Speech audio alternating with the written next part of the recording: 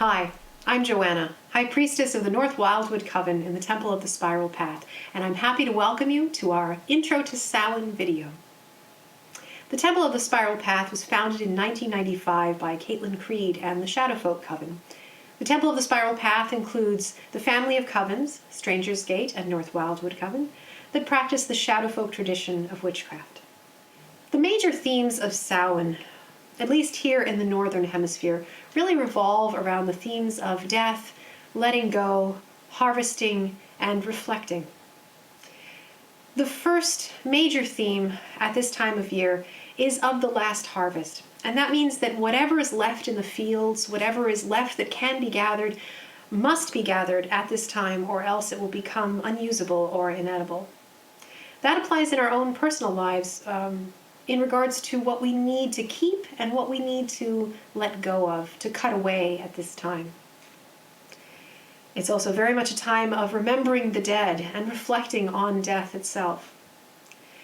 This is also a time of reflection on what we've learned through the light half of the year in the spring and the summer months.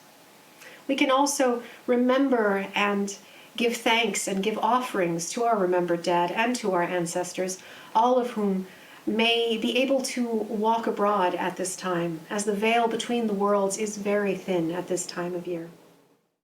Hello, I'm Jessica. I am a third-degree elder and member of the North Wyldewood Coven in the Temple of the Spiral Path.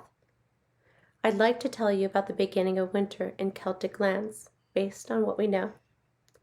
As with all of our neo-pagan holidays, the historical roots of our modern celebrations are often difficult to discern clearly.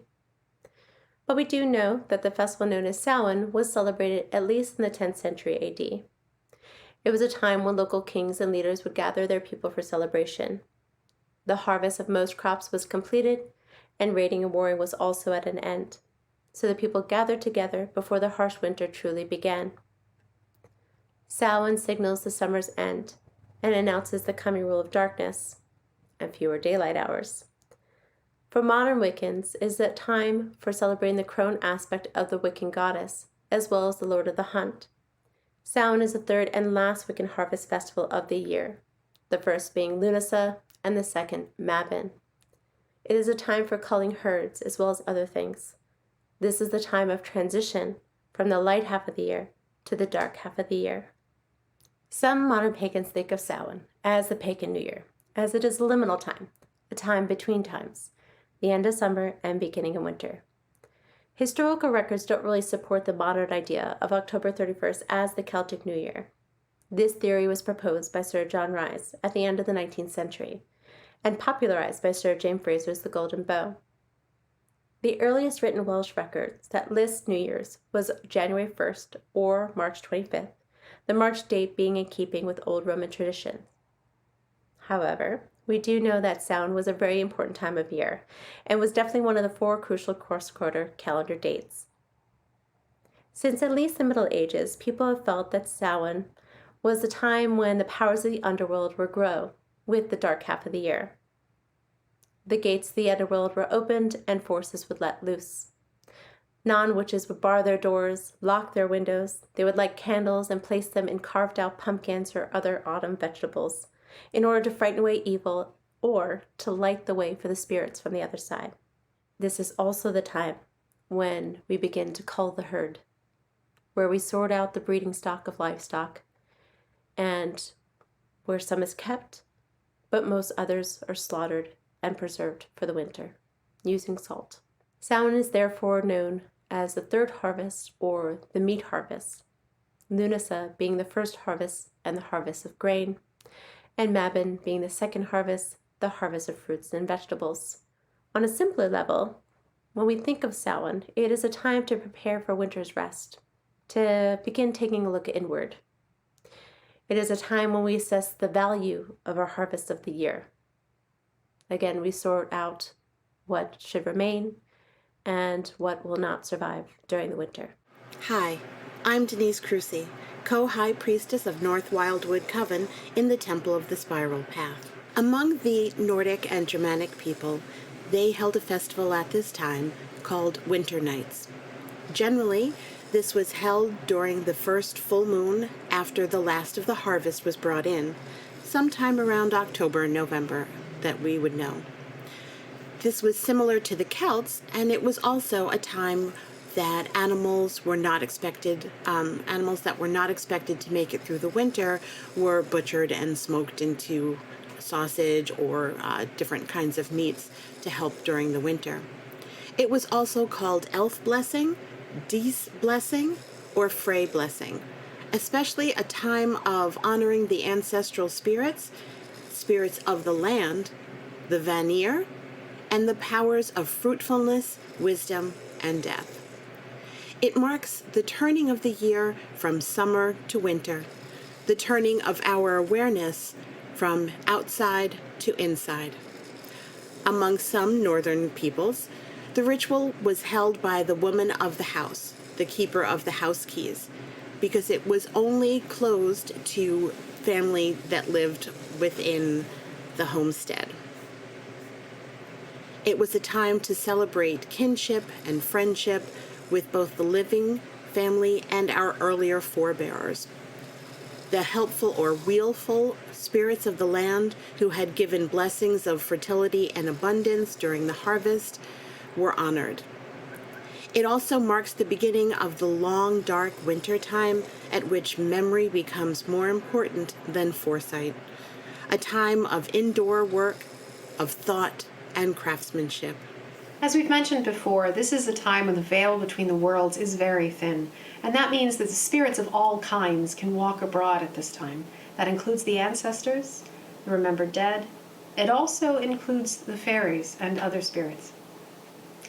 We don't know for certain that this is the time of year when the pre-Christian peoples of the Celtic Isles honored their dead, but we do know that these practices stretch back to at least the 10th century. In modern-day celebrations of Samhain, it's important to note that we do not call back or directly summon the dead. We set up a situation where they can come and join us if they wish to, and if they are very well in spirit. It's important to keep in mind that boundaries are always important, and that the veil between the living and the dead and the other spirits is there for a reason, and it is very important.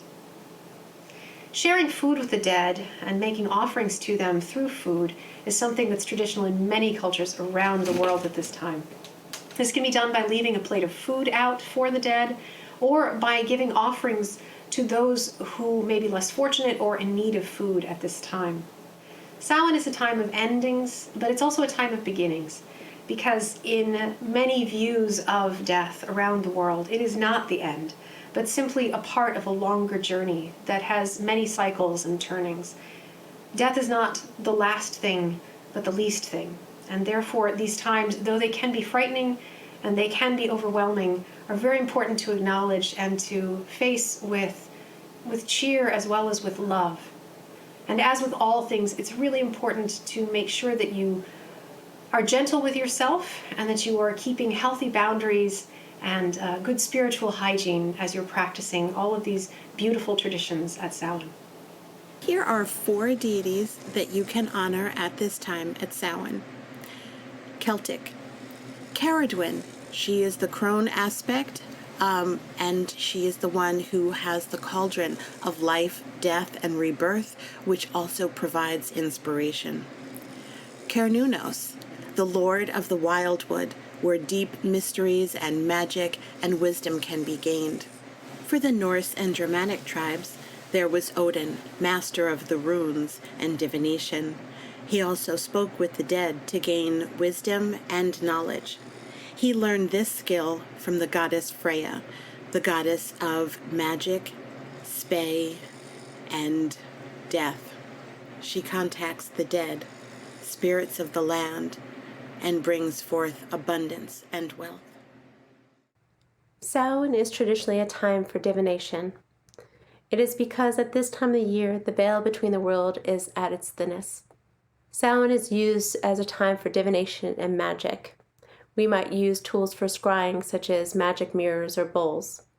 And we use these to communicate with the spirits and consult them so that we might identify what might come in the dark half of the year. We also might work to identify what burdens we should let go of that no longer suit us, and use this time to settle disputes as best as we can. I'm Ruth Ann, an elder of Stranger's Gate Coven with the Temple of the Spiral Path. At Samhain, when the veil between the worlds is at its thinnest, we honor those who have gone before us. One way to honor our ancestors at this time is with the dumb supper as the work of your ritual. Dumb in this case meaning to be silent. Dumb suppers are very popular in many traditions. In the Shadowfolk tradition, we have done these on occasion. The origins of the dumb supper is not clear, but it does go back to ancient cultures. There are several ways to do this. Here is one. Each person in your circle brings a food item that their beloved ancestor of theirs used to make. They would then place it on a buffet table, labeled with the name of the loved one and some information about the food. You might also have a candelabra in the center along with pumpkins or gourds. Or if you prefer, you can place a skull candle as your centerpiece. When all are gathered and the circle has been cast, everyone will offer a blessing to ancestors of blood and spirit. At that point, each person, in turn, will silently go to the table, fill their plates with the food items, and sit at a dining table or in a designated area, depending on how much space you have. Then everyone will dine in solemn silence, possibly thinking of their beloved ancestors. Once everyone has finished eating, your high priestess will give a silent signal for people to return to circle. Then people may offer closing remarks, maybe a chant, to release your circle. You can also do this as a solitary, by laying a small table with foods that you remember eating with your loved ones. You can light candles and recite a poem, or just say something aloud before sitting down and partaking of your meal in solemn silence. Blessed Samhain. Hi, I'm Athena. Here's another ritual idea that I call Ancestors All. It's a 13-candle ritual. There are 12 small tea lights that are labeled with the names of your blood relatives, pets, friends, or significant other, those who have gone before. The center candle represents the ancestors on a whole, and even those ancestors you may not be able to write their names on a tea light.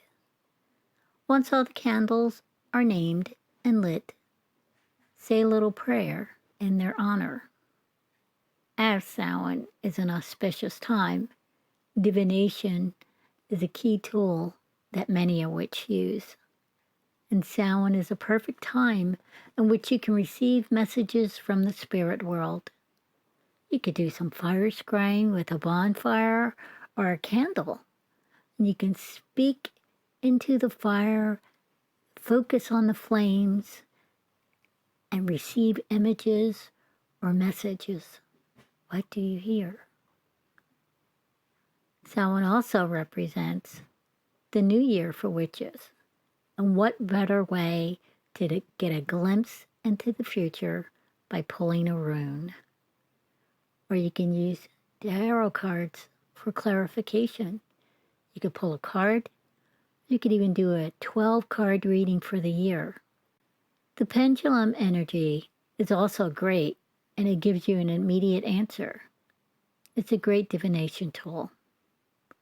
Whichever you decide to incorporate into your ritual, tweak them and make them your own. Thank you for joining us, and blessed Samhain. Blessed Samhain from all of us at North Wyldewood Coven. Blessed Samhain. Blessed Samhain.